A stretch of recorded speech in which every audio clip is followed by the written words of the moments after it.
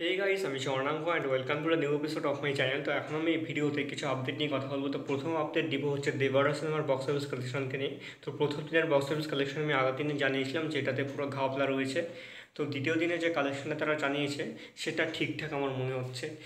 দ্বিতীয় দিন এই সিনেমাটা হিন্দিতে কালেকশন করেছে হচ্ছে 9,50,00,000 টাকা, এবং totally gross box office collection গিয়েছে হচ্ছে 71 কোটি টাকা। টোটালি 243 কোটি বক্স অফিস কালেকশন 2 দিনে হয়েছে, ঘাপলাটা জুড়েই। তৃতীয় দিনে এই সিনেমাটা হিন্দিতে 12,07,00,000 টাকার বক্স অফিস কালেকশন করে, রবিবার দিন ছিল, এবং totally gross box office collection করেছে হচ্ছে 61 কোটি টাকা।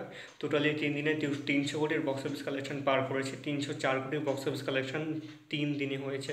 ফার্স্ট উইকেন্ডের এটা কালেকশন তাদের।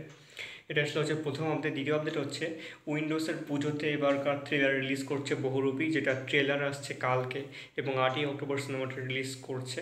দেখা যাক কেমন হয় সিনেমাটা।